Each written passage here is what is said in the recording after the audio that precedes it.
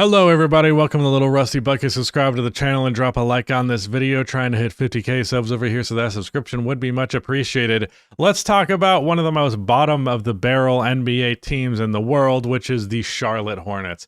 I'll tell you what, dude, the Charlotte Hornets have been a joke for basically the entirety of my NBA YouTube career ever since I started covering the game regularly in like 2018-ish. It's just kind of been a train wreck after train wreck after train wreck. They found a brief level of success during the Kemba Walker era, partially when there was also the year that they made the playoffs when it was him and Al Jefferson, I want to say. But since then, it's just been a pure shit show. They moved on from Kemba Walker in what I thought was a smart decision. I do think that ultimately worked out for them. Kemba was kind of washed within like a year and a half after he left the team.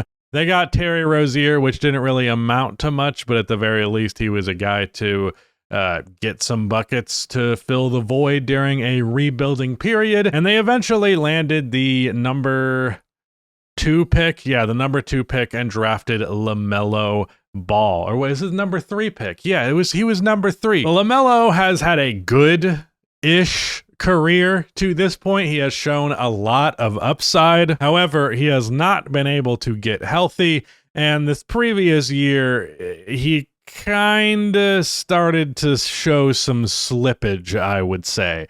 So, like, the one time that he has played over 60 games in his NBA career, he made the All-Star game at the age of 20 in year 2 when he played 75 games. And since then, his counting stats have gone up progressively, but his efficiency has gone down a little bit. And as a result, I'm kind of at a weird place with him where I really couldn't tell you how good LaMelo actually is. This previous season, he got up to 11 three-point attempts per game while only shooting 34%, which is extremely overzealous, at about 48% on his two-pointers, which is just over his career average. And he also does not get to the free throw line a whole lot. So while he does put up big numbers, oh boy, can the efficiency get pretty ugly. I believe his true shooting percentage this previous year was 53.6%, which I believe is about 4-ish% below the league average. And he has not really shot above league average true shooting wise a single time in his career.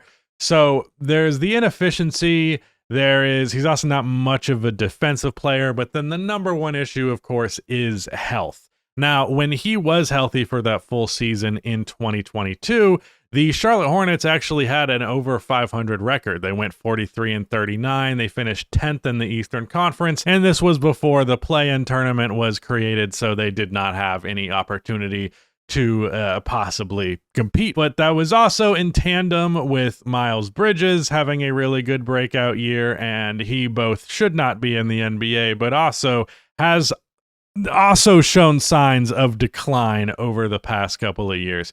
For example, his breakout season where he averaged 20 in 2022, he shot 33% from 3, which is not good, but 59% on nearly 10 twos per game. That 59 had dipped all the way to 51 this previous year, and his three-point percentage that was already rough at 33% is now at 31% on higher volume. So I just don't think that Bridges is very good. That has not done them much favor. And then LaMelo's health has not done them much favor. And that's the reason that they could not take that 2022 season as like something to build upon. But something positive that did come of all of this is that they got the draft pick to select Brandon Miller.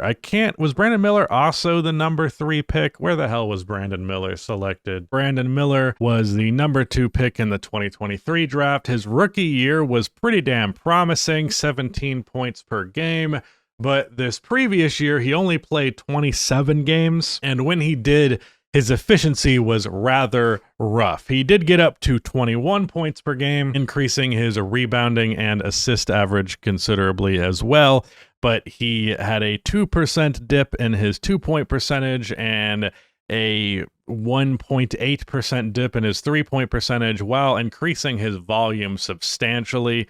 giving him 40, 35, 86 splits. Also a guy who does not get to the free throw line a whole lot. So once again, not the best efficiency. This last season, he was 22 years old, and I do believe the guy could be a damn good NBA player, possibly even an all-star caliber guy. So I'm not going to be too harsh on these numbers being bad when he played. He also didn't really have the opportunity to make up for it over the course of the year, but it isn't the most positive sign to be coming off of going into this year.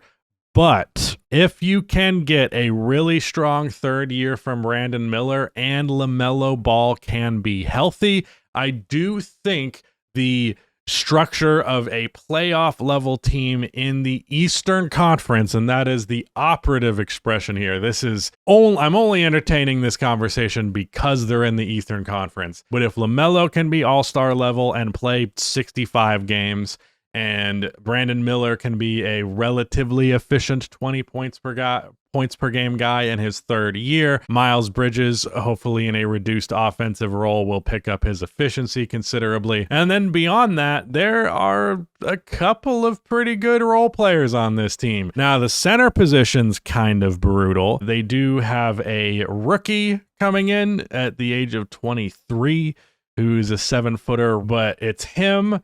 And then it is basically Mason Plumlee.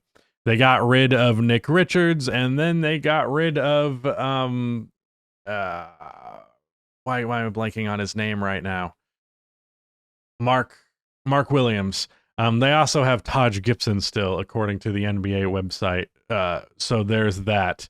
Dude's a damn fossil. But beyond the center position, which is rather rough, they have Grant Williams, who is a pretty good role player. People like to make fun of him, but he's still good. They have their draft pick, Con Knipple, who, from my understanding, had a pretty good summer league. But the center position, like I said, it's rough. But you also have Josh Green.